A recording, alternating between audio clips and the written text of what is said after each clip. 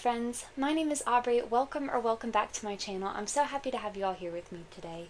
So we are rapidly approaching the midpoint, the halfway point of the year of 2025, which is absolutely insane.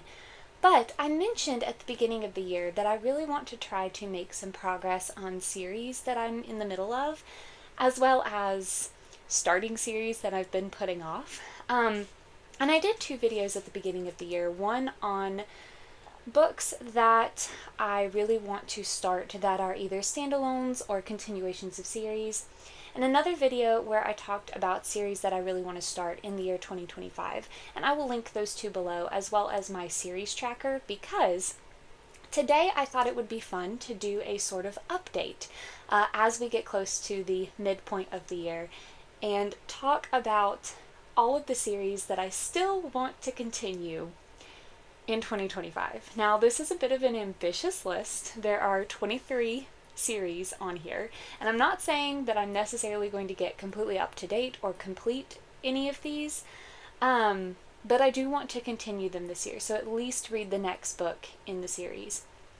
And so, since this is kind of an ambitious list, we are going to do two parts to this video. We'll do part 1 today and go over the first 12, and then we'll do part 2 in June, because for the next 2 weeks I already have like videos to do, so the next part will come out in June. But I saw John and Jacob Minton do a video similar to this on their channel Talking Story, which I will also link that video below. And it just made me think that it would be nice to do a sort of little check-in, because I really like watching videos where people talk about the series that they're working on or the series that they want to start. And so hopefully this will be fun for you guys, and you can also 100% judge me on how many series I'm in the middle of. And let me know in the comments whether you think I will get through all of these, because I'm not sure, but we'll see. We're going to give it our best shot. So as always, we're going to go through these alphabetically, because that is just how I sort my books, and we're going to start with a manga series. And that is Black Butler by Yana Toboso. So I have read the first 10 volumes of this, and I would really like to get through at least the next arc,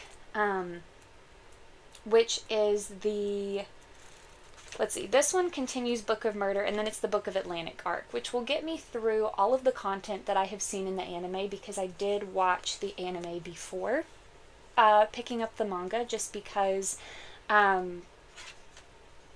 found out about the anime first before I was familiar with the manga series. And so I have seen all the way through Book of the Atlantic, so I do want to get through at least that arc, and then what comes next will be new content for me. And I would like to go further than that this year, because the next arc has already been released in anime, and I do really want to watch it, so I want to read that arc and then watch it. But I at least want to get through the content that I'm familiar with. So if you've not heard of Black Butler, if you've not heard me talk about it before, we follow CL Phantom Hive, who at the beginning of the series is 12 years old, 12 or 13, I think he's 12. And he has recently returned from being missing for a period of time. He had a horrible tragedy befall his family. He lost his entire immediate family, and he himself was kidnapped and has been missing for a while, but he has now returned accompanied by a mysterious man named Sebastian Michaelis, who works as his butler. However, Sebastian is not human. He is a demon who has made a contract with CL that he will serve CL, help him accomplish his goals, and also help him to find out what happened to his family and why, and get revenge on the people who did this to them. And CL is, now that he's back, has taken up the mantle of Earl Phantom Hive that he has inherited from his father, but also the title the Queen's Watchdog, because part of his job, part of his family's job, is to kind of police the underworld, so sort of like the people who don't belong in polite society, and make sure that, handling weapons trafficking and murders and different crimes that are committed outside of sort of the polite society of Victorian England. So Sebastian helps Ciel with this, and it's just really fun series. I love Victorian settings. I really like the dynamic between Ciel and Sebastian, and I'm not gonna ramble on about these because we have too many series to get through, but I just really enjoy it, and I really like how we see so much more of that dynamic and so much more of Sebastian kind of experiencing human emotion in the manga series compared to the anime. So I'm really, really excited to continue this. Next, we have The Buried and the Bound by Rachel Hassan. So this is book 2, The Summer Queen. I believe that this is going to be a trilogy, but book 3 has not come out yet. This is the Alcrate edition, and I really, really, really hope that they release a matching edition for the 3rd book because I want them to match. But I plan on reading this summer, so this is going to be on my summer TBR. Spoiler alert. But in this series, we follow 3 characters: Aziza, Tristan, this Tristan, right? Yes, Aziza, Tristan, and Leo. So Aziza is a hedge witch. She helps to kind of protect her town from the Fey realm and also protect the Fey realm from humans, kind of maintain that divide between the 2 worlds.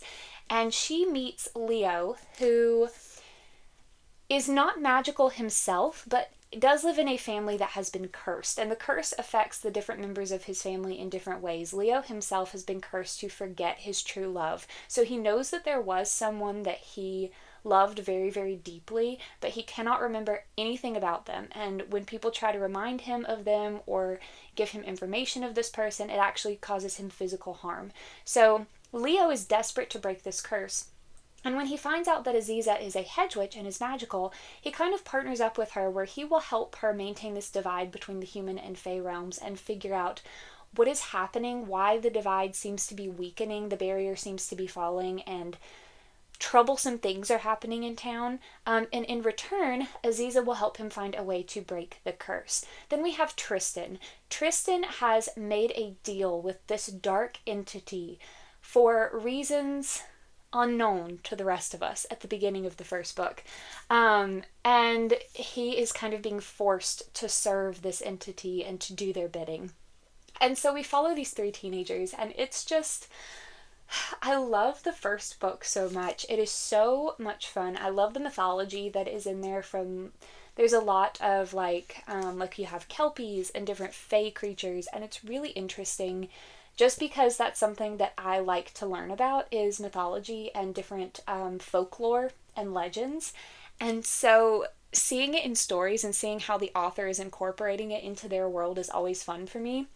And I just really like our 3 main characters a lot. I love the found family, and I'm really excited to continue this series. So I was kind of hoping that I would be able to read books 2 and 3 together. But if book 3 is out, which I'm not sure that it is, Alcrate hasn't released their edition yet, which is disappointing.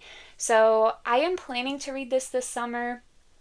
I would prefer it if I could read it with book 3, but, you know, it is what it is. Okay, next we have a light novel series, The Case Files of Jeweler Richard by Nanako Tsujimura. Now, I have already read the first 2 books in this, and they're fairly episodic, with each chapter kind of being a different event or problem to solve, but I do think as the series goes on, it does become much more like a cohesive plot. But in this series, we follow Seigi, who is a university student in Japan, and one day he saves this man, Richard, from a mugging. And he finds out that Richard has actually come to Japan to set up a jewelry store because he is a jeweler. And so Richard is very impressed by Seigi's integrity and sense of honor and hires him to help him work at his store.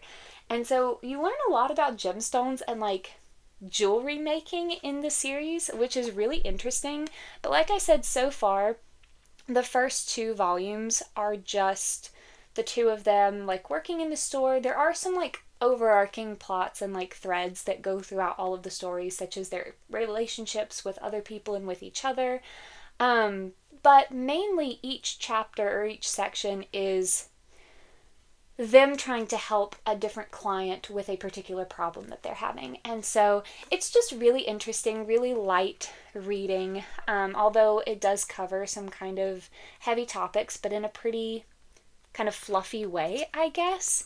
But I do really like their dynamic together, and I have just been collecting the series, so there are 10 books out so far in the light novels, and I really need to do some catching up. I really need to catch up because it's starting to get ridiculous to look at the stack over there of unread books in this series. I need to catch up and make some progress with this. So, and I do also want to see their relationship continue to develop and how the plot is going to become, like I said, more of like an overarching, cohesive storyline. So that is that one. Okay, this next one I am actually going to be reading very soon, and that is the second book in the Castle Null files. So this is How to Seal Your Own Fate by Kristen Perrin. I loved the first book so much. It's a murder mystery. My mom and I actually read it together, so buddy read it with one another, where I would read 2 chapters, then she would read 4 chapters, then I would catch up and then read 2 more, and it was so much fun. And we both loved it so much, so we're going to do the same thing with this next book in the series. But in the first book, we follow 2 main characters. Frances, who 60 years ago, we follow her in the past timeline, when she was a teenager, went to a carnival and received a fortune that she was going to be murdered. So she became obsessed with this idea of someone betraying her, of someone harming her, and she kind of spends the rest of her life trying to either A, prevent her murder from happening, or B, at least ensure that if she does get murdered, it will be solved, and her murder will be brought to justice. So we have that timeline where we see Frances in the past as a teenager, and then we have the present timeline in modern day where we follow Annie, who is Frances's great niece. And Annie, at the beginning of the book, gets a letter saying that she has been made an heir to Frances's will and has to go to the small town of Castle Knoll where Great Aunt Frances lives, because Great Aunt Frances is very, very rich, has this huge manor house there, and so she's going there to meet with her Great Aunt Frances and her lawyer and the other potential heirs of the will to discuss the changes. However, when they get there, Great Aunt Frances is dead. And so now Annie is trying to solve the murder of Great Aunt Frances. And she has clues because, as I said, Frances was obsessed with the idea that she was going to be murdered. And so Annie has clues that Frances has left, different suspicions that she's had and threads that she's put together. And so Annie in the present day is trying to solve Frances's murder, but we're also seeing strange things that were happening when Frances was a teenager in Castle Knoll. And it's so much fun. I loved the first book immensely. I'm so excited to read this one. We just got back from Boston, where we went for my brother and his girlfriend's graduation from graduate school. And now that we're back and my mom is about to finish up her last day having students is tomorrow. She does have some work days next week, but those are not too strenuous. We'll be able to start this soon, and I'm so excited because we're both just looking forward to it. When it arrived in the mail and I opened it, we both started freaking out. So this one will be read very soon, and I will be caught up on this series. Okay, next we have The Cemetery of Forgotten Books by Carlos Ruiz Zafón. Again, I've only read the first book, so this is book 2, The Angel's Game. And this is a series of interconnected standalones. And I do think, obviously because they're interconnected, there are probably going to be callbacks to the first book, so I don't recommend reading them out of order, just because I would be afraid that it would spoil stuff for the first book, which is The Shadow of the Wind. But the little blurb on the back does not spoil anything for book 1, so I am going to go ahead and just read that to you. At the beginning of this powerful labyrinthian thriller, David Martín, a pulp fiction writer struggling to stay afloat, is holed up in an abandoned mansion in the heart of Barcelona, furiously tapping out story after story, becoming increasingly desperate and frustrated. When he is approached by a mysterious publisher offering a book deal that seems almost too good to be real, David leaps at the chance. But as he begins the work, and after a visit to the Cemetery of Forgotten Books, he realizes that there is a connection between his book and the shadows that surround his dilapidated home, and that the publisher may be hiding a few troubling secrets of his own. Once again, Carlos Ruiz Zafón takes us into a dark Gothic Barcelona and creates a breathtaking tale of intrigue, romance, and tragedy. I'm so excited. The Shadow of the Wind was one of those books that I had heard people talk about, but had never heard anything about what the plot actually was. And I was excited to read it, but when I read it, I was actually surprised by how immersed and addicted I was. I flew through that book. I was like, this, if someone were to actually describe it to me, I wouldn't necessarily be drawn to it so much, but I loved it so much.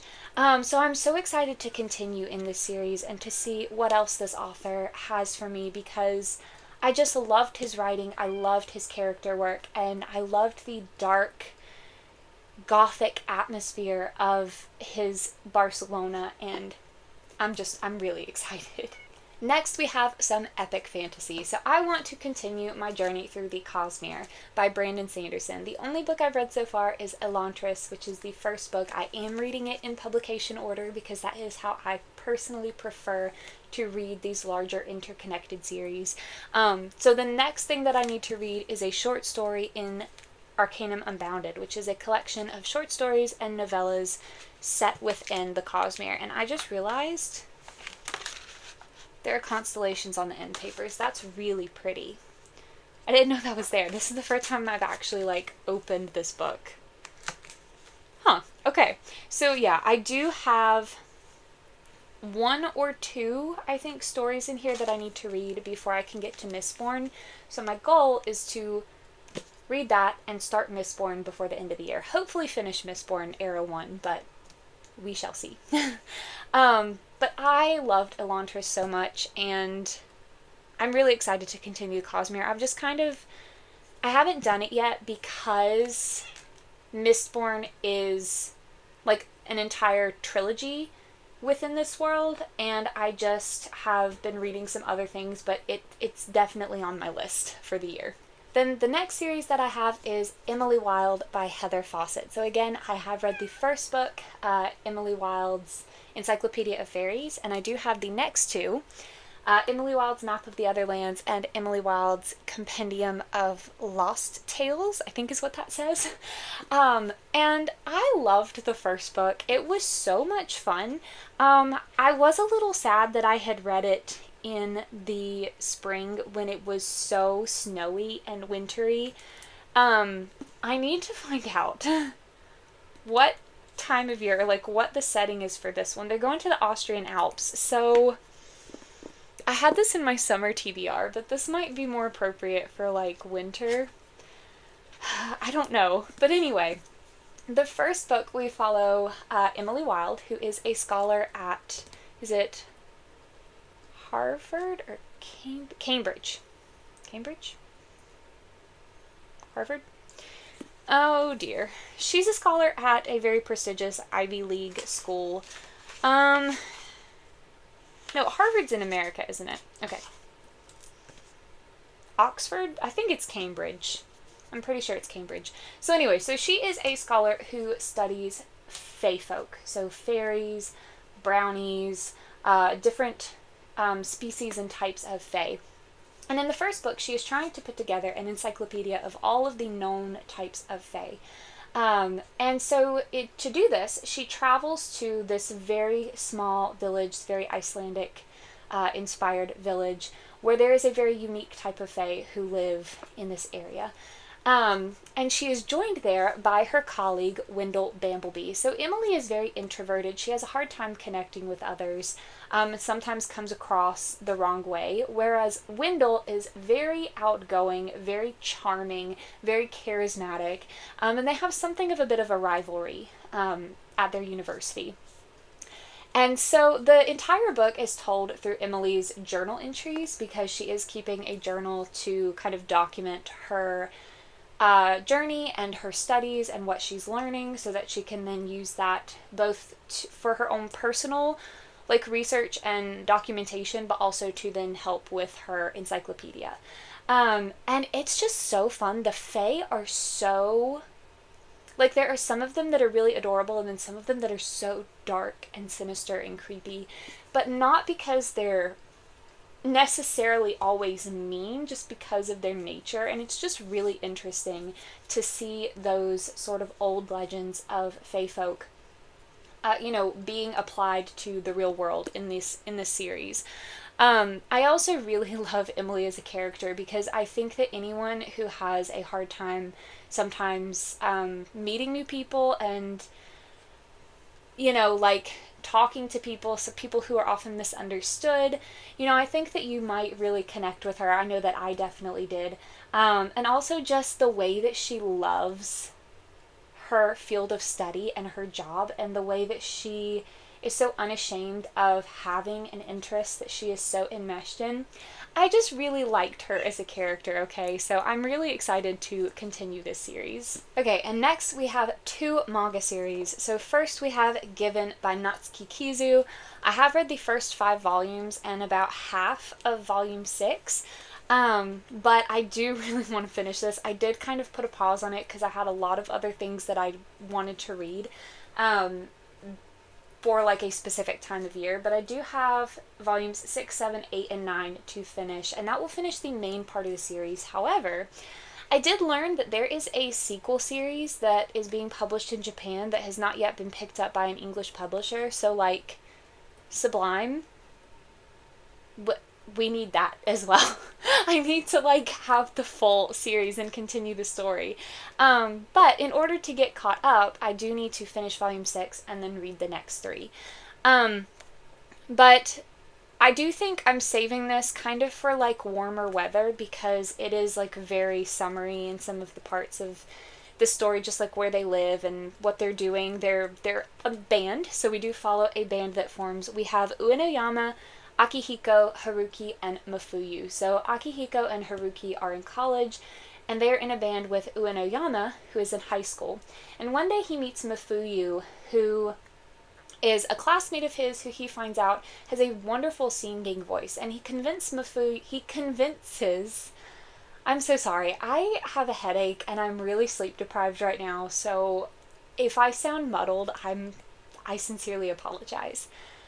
But anyway, Uenoyama convinces Mafuyu to join their band as their vocalist in exchange for guitar lessons, because Mafuyu really wants to learn the guitar, because he has a guitar that was left to him by his ex-boyfriend, who has passed away, who actually committed suicide.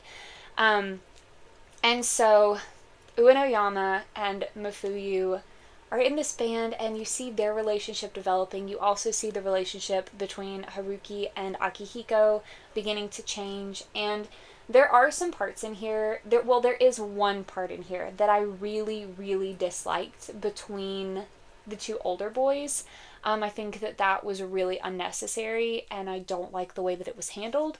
But other than that, I really like this series. I really like the music, the musical aspects, seeing them discuss not just playing music, but like the kind of administrative parts of becoming a band and trying to get your name and your songs, your music out there. Them trying to decide what they want to do with their lives and where music falls in that plan. And then also just their relationships developing, both platonic and romantic. I really like it. So I do really want to continue and hopefully finish the main part of the series, which will get me up to date, and then hopefully the next part, the sequel series, will get picked up by Sublime and be published in English, so that I can then continue on. And then the next manga series that I'm definitely going to continue this year is The Heroic Legend of Arslan. This is based on a novel series by Yoshiki Tanaka and is being adapted into a manga by Hiromu Arakawa. And this is one of my favorite series of all time. Not just favorite manga series, just favorite series in general. I love The Heroic Legend of Arslan so much. I've read the first 18 volumes, so 19 and 20 are the 2 most recent ones that have been released in English. And I do like to read at least 2 volumes together because they are so short. So I do wait until I have at least 2. And I do have them. But I'm also kind of waiting for warmer weather because this does take place in a desert setting. And to me, that's just so atmospheric and perfect for summer. So that's what I'm doing. But I am definitely going to read these 2 this year because I'm like, I really kind of want to read them now. But I also want to save them for summer. So, but in this series, we follow Prince Arslan of Pars, which is a kingdom that is very, very based on ancient Persia. And at the beginning of the series, Arslan has just turned, no, he's 13, I think, at the very beginning, and then turns 14 within volume 1. Or is it 12 and then 13? Anyway, he's somewhere between 12 and 14. And he is the crown prince of Pars. And in the first novel, his kingdom is actually invaded by a neighboring kingdom called Lusitania. And Lusitania is basically using their religion, their country's religion, to start a holy war of sorts. And Arslan has to go on the run accompanied by no one but Darian, who is one of the greatest knights of the kingdom, to protect him. And they meet up with some different people, form this like ragtag team to try to take back the kingdom from Lusitania. And there's a lot in the series about the misinterpretation of religion, or the misuse of religion, I suppose I should say, where people purposefully misinterpret it in order to control or manipulate other people.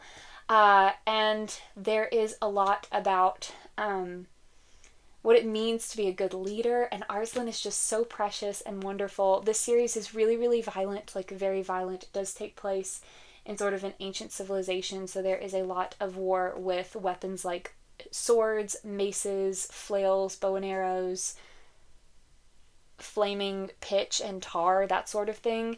So it is very, very violent, and it is a manga, so that violence is in visual format. So do be aware of that. But I love this series so much. It has such good found family. It has such good messages about leadership and control and what it means to have control over others and what you should do with power when you have it. And I love it so much. So there's also a supernatural element that is coming much more into play now. I don't know how long this series is going to be. I don't want it to end, but it is based on a novel series, so I know that it will have a set ending point. But yeah, I love it. I'm so excited to read these 2, and it's like almost painful to wait for summer, but I know that it'll be worth it. Just because I am a mood reader and I really like atmosphere. So, yep, those will definitely be read this year. Okay, then we have another one that I also want to read this summer, and that is the second book in the Howl series by Diana Wynne Jones. So this is Castle in the Air. Howl's Moving Castle is so wonderful. It's one of my favorite books of all time. And I haven't continued the series. There's Castle in the Air, and then there's a third book. The Door of Many Ways? The Way of Many Doors? It's something like that. And also, I just love these really dinky little editions with these cool vintage fantasy covers. I love it. I love it so much. And I can't find a matching edition for book 3, which is so disappointing. But anyway, again, this is a series of 3 interconnected standalones, but there are calls to the previous books in the series, like with different character appearances and things of that nature. So I don't recommend reading book 2 before you've read book 1, but I am going to read the synopsis on the back. In which a humble young carpet merchant wins, then loses, the princess of his dreams. Far to the south of the land of Ingari, in the sultanates of Rajput, there lived in the city of Zanzib a young and not very prosperous carpet dealer named Abdullah, who loved to spend his time daydreaming. He was content with his life and his daydreams until, one day, a stranger sold him a magic carpet. That very night the carpet flew him to an enchanted garden. There he met and fell in love with the beauteous princess Flower in the Night, only to have her snatched away right under his very nose by a wicked djinn. With only his magic carpet and his wits to help him, Abdullah sets off to rescue his princess.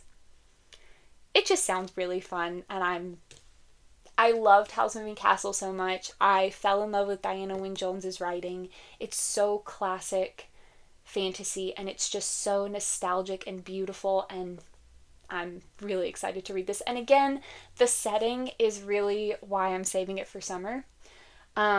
But I do really hope to get to it this year as well. Although my summer TBR is getting a little full with series, isn't it? That's okay. All right. So next, I have another light novel series, and that is The Husky and His White Cat Shidzin, or Aha Hata the Baimal Shidzin, by Ro Bao Buchi Ro. This is book 2, so I have only read the first book in the series, but it is quite well past that now with the English releases. I think there are either 8 or 9 books out at this point, so I just at this point really want to do some catching up and make some progress, because again, like with the Case Files of Julia Richard, the stack over there is mocking me. So I just really need to make progress with this. But in this series, we follow Moran, who at the beginning of the first book is kind of the emperor of all of the known lands. But he is not happy with his power. He actually is very dissatisfied with his life, and he ends up taking his own life. But he wakes up back when he was a teenager and a disciple of a particular cultivation clan. And he decides to use this second chance at life to make sure that his life goes the way that he wants it. He's going to save the people he's lost. He's going to get revenge and stop the people who have hurt him. And one of those people is his Shidzin, or his teacher, Chu Wanning. However, as Moran navigates this life with hindsight and with insight into different people, he's realizing that maybe he's misunderstood some things from his past life, and maybe things aren't exactly the way that they appear. This is a Don May series. It is a romance translated from Chinese, and I have said this before. I had some problems, pretty big problems, with the very beginning of book 1, but as the book went on, I just continued to give it a chance. I was like, I'm not going to quit just right away. And I continued to give it a chance, and it didn't continue with that same behavior. And the book, I was very invested by the end of book 1. So I do really want to make some progress on this. If not, catch all the way up or finish it. I'm not sure how many books are going to be in the series, so I'm not sure when it's going to be done. But I at least want to make progress on it. Okay, and then the last series that we're going to talk about in this video for part 1, we'll save the other 11 for part 2, is a manhwa, so a Chinese sort of manga. And that is I Ship My Rival X Me. So this is based on a novel by Peppa and is being adapted into a manhwa by Qualia. So I have already read the first 2 volumes of this, and this book, I can't talk. Words are hard. This one, book 3, just arrived to my house this month, so I am going to read this very, very soon, because as you can see, books 1 and 2 are right here. And this one needs to go up there. But I just really like it. So we have our 2 main characters, Wei Yanzi, the blonde, and Gu Yiliang, who are both young idols in China. And they have entered onto the scene at the same time, which has kind of started a rivalry between their fans as to which of these 2 idols is better. And their fans have, created this rivalry not only between themselves but between the 2 boys as well online. Although they have no problems with each other and are actually very cordial every time that they've met. But their fans can be pretty nasty, particularly Gu Yiliang's fans are very mean to Wei Yanzi and say some very unkind things about him online. And Wei Yanzi is very disheartened by this. He doesn't think that he is as talented as Gu Yiliang. He thinks that perhaps the only reason that he's had any success is because of his looks. However, one day when he is looking online, he realizes that there is another set of fans that actually like both of them. And in particular, this little subset of fans actually ship the 2 of them together.